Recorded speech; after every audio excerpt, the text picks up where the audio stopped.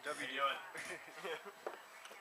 Okay, thanks Summer for having me to do this reading and playshows.org and Queen Bean. I'm not a poet actually. I'm an essayist or perhaps a memoirist, and I'm used to having a podium too, so I'm hoping I can see this and my hands won't shake and all that stuff. So, and also I've tried to censor out all the kind of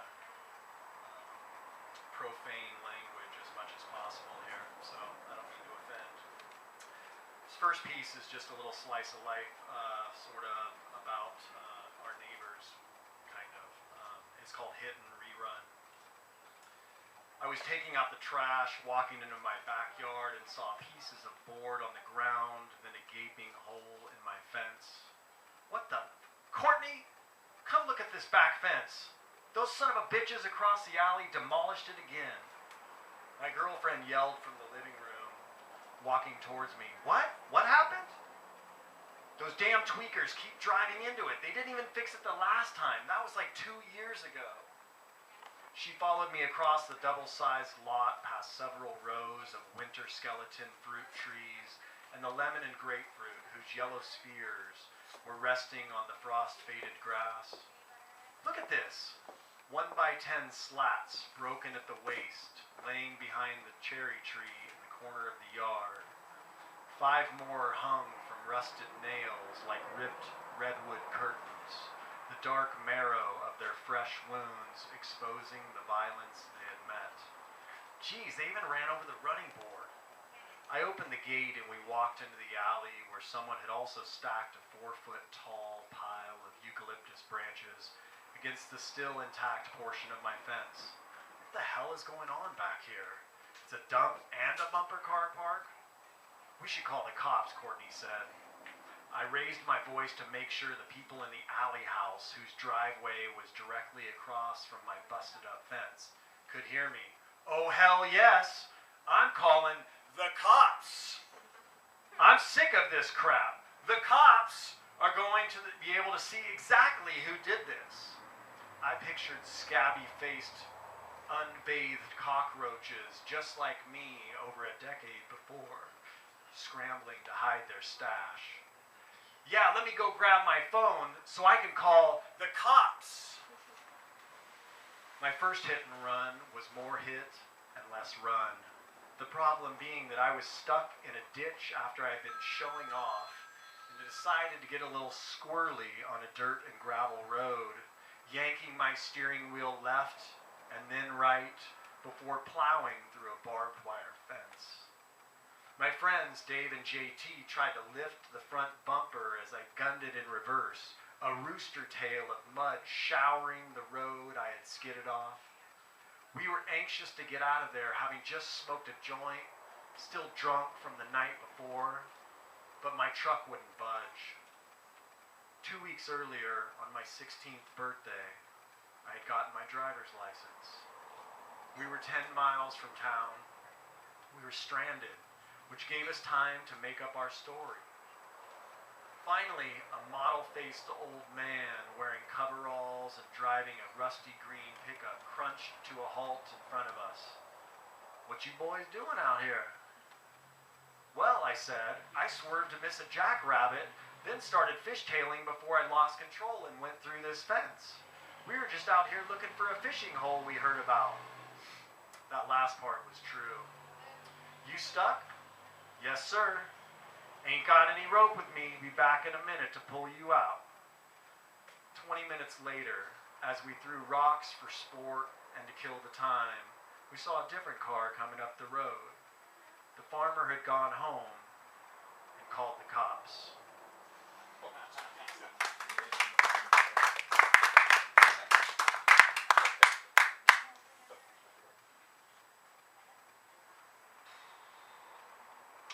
Okay, this one's called Golfing for Life.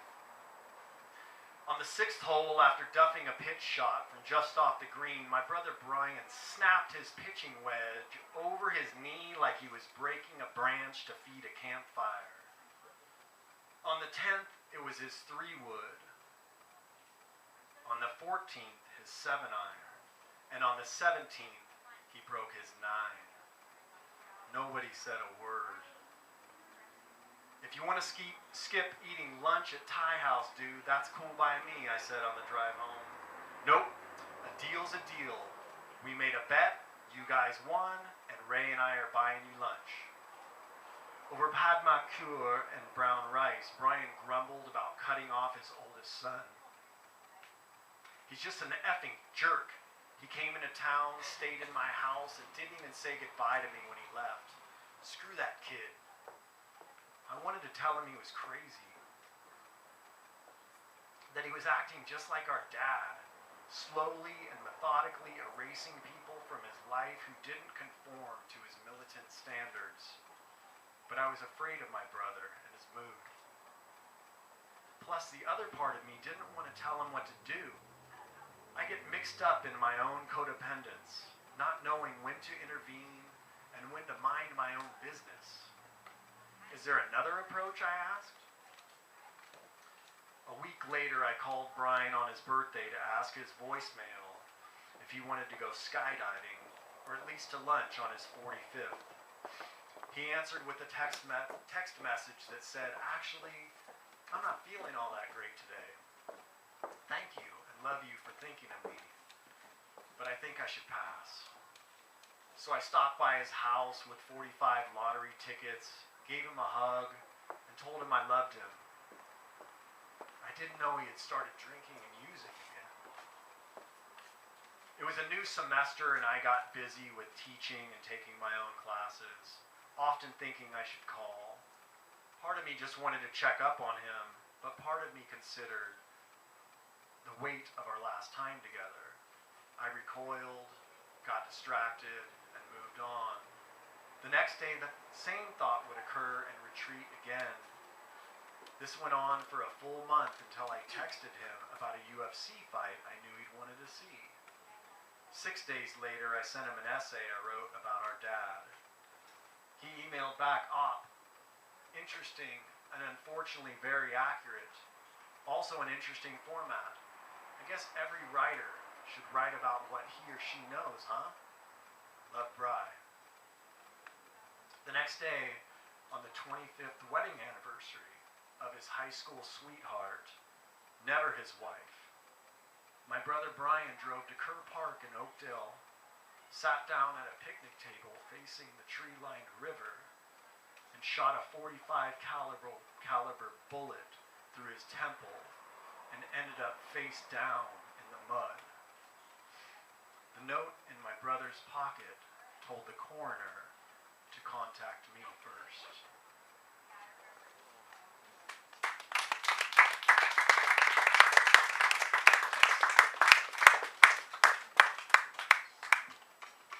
All right, again with the bravery, let's give it up, please.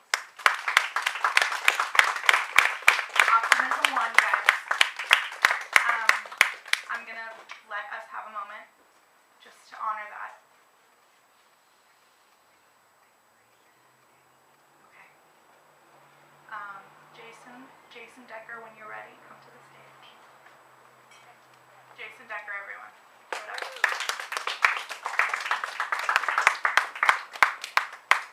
We waited until I was ready, and we'd all be here all night long. So, I'm not a poet, just like the last artist that got up here, and I'm not an essayist. I would like to thank Summer for her diligence in getting me to get up here and do this, and Nate for putting this together, and playshows.org for having such an awesome get-together. I've got 4 pieces that I'm going to do. Pretty deep glimpse into who I am. So this first piece is called Stricken.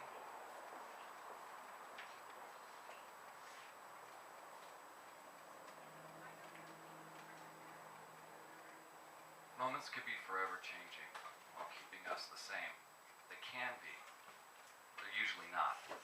In fact, moments are the same and they are what change us. My moments came and went long ago.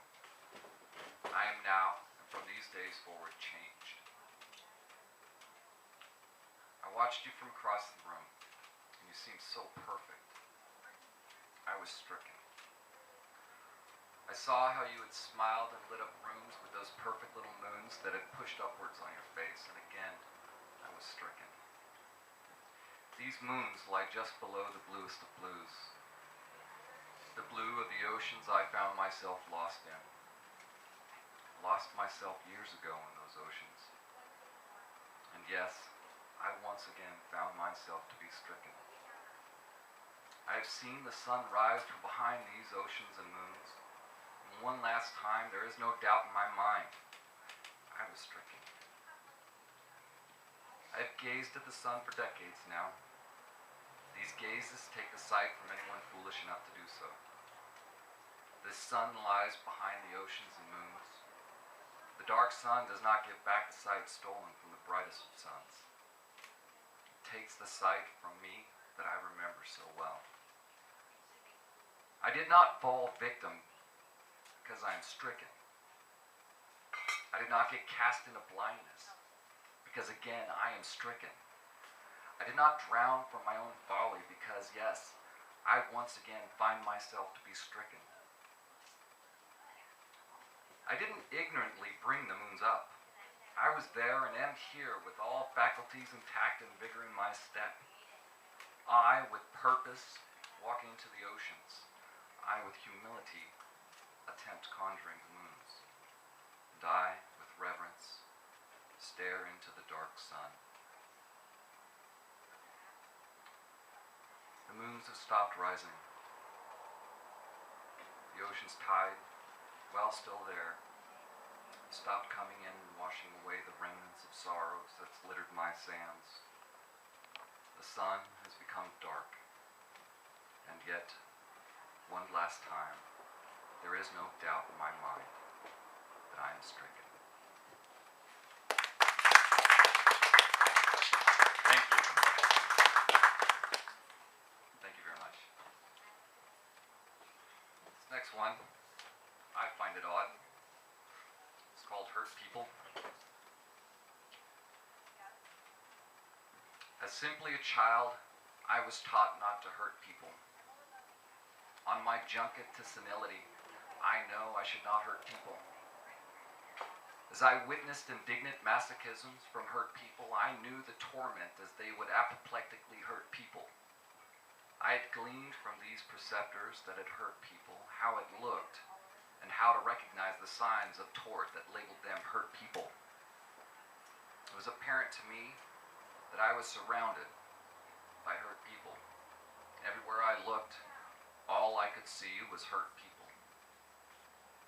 I prided myself, way back when, on the fact that I did not hurt people. I would walk on the proverbial eggshells to keep from making more hurt people. After all, I had learned who causes this hurt. People. And it seemed for the longest time that I knew how not to hurt people. But one thing I have noticed about myself is that I seem to hurt people. When I look at my wife, I can see similarities found in these hurt people. These are the red flags that tell me that she is one of the hurt people. As simply a child, my wife was taught not to hurt people. On her junket to senility, she knew she should not hurt people. As she witnessed indignant masochisms from hurt people, she knew the torment as they would apoplectically hurt people. She had gleaned from these preceptors that had hurt people how it looked and how to recognize the signs of tort that had labeled them hurt people. It was apparent to her that she was surrounded by hurt people. Everywhere she looked, all she could see was hurt people. She prided herself way back when on the fact that she did not hurt people. She walked on the proverbial eggshells to keep from making more hurt people. After all, she had learned who causes all this hurt. People. It seemed for the longest time she knew how not to hurt people. But one thing she noticed about herself was that she seemed to hurt people. And when my wife looks at me, she can see the similarities found in those hurt people. These are the red flags that tell her that I am one of these hurt people. We have noticed that our children are little hurt people. Why does there have to be this much hurt, people? I can tell you why this is. It's because hurt people hurt people.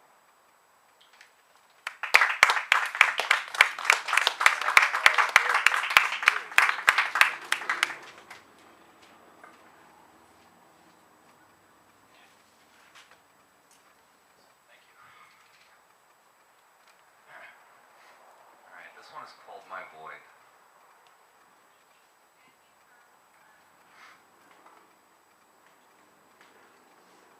I lean back to pull myself in. The words of the day, what few I let in, echoing in droves through this cavernous void. The void of my mind is just that, a void. Nothing can leave. Not the brightest of lights can find even a pinhole in which to pierce through and radiate minor illuminations. Not the most cacophonous of sounds can resonate through these walls enough to make the slightest of hums. Not even the purest of emotions can travel the distance from my heart to the surface without diluting out of existence. Nor can the simplest of truths be heard from a place so remote it has become indiscernible to the most tuned in. The only circumvention that occurs is in the form of an occasional tear or an emanating groan. This is how I want it. This is what feels right. No amount of outside love or empathy can conjure the correct combination to bring me out. I am inside. I live in my caves and I visit in waves. I reel here moment by moment. It's not that this makes me happy. Happiness is not what I want when I'm in here. All I want when I am here is to be here, alone, quiet, dark, and withdrawn. It is these things that feel right. Not good, but right. While I'm here, I can hear the voices that cannot escape the void. And with them, I can reason. I can see the light that is held captive, and beholding it is blinding. I can feel the emotions that are imprisoned, and the sheer strength it takes to contain these causes a single tear to seep to the surface. And I can know the ineludible truths that assisted in carving this void into existence. I lean back to pull myself in. The words of the day, what few I let in, echoing in droves through this cavernous void. The void of my mind is just that, a void. Nothing can leave, not even me.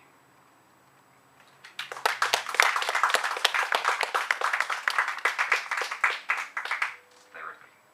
Thank you guys. Okay, this last one is called The Great Battle. How many parents here? Anyone got kids? Okay, well then this is a glimpse into what it's going to be like when you do have kids. With rage in my heart and anger pinched tightly between my teeth and my lips cemented to my gums, I glare down into her eyes. Once again, this child's achieved the emotion so diametrically opposed to the one that she wants. This child can be compared to the metaphor with the onion. So many layers, so strong and so able to bring tears to my eyes. She knows just how much I love her, and this is her steel blue pistol. This is her jagged little dagger that she can thrust in deep with the speed of a twacked out rabbit. My fists clenching so tight there is actually an audible click, click, click coming from them. She sees my rage in perfect moments that must be flashing in slow motion in her eyes. Those eyes, that's it. She remembers her exacting little weapon and draws. The eyes widen slowly, but not too slowly, not as to lose these fleeting moments. They glass over with that mountain-moving liquid the gods themselves sponged from the river Styx. Her face inconceivably elongates, in much the same way my body is while I am currently being drawn and quartered. Then the chin. Oh yes, we all know the chin.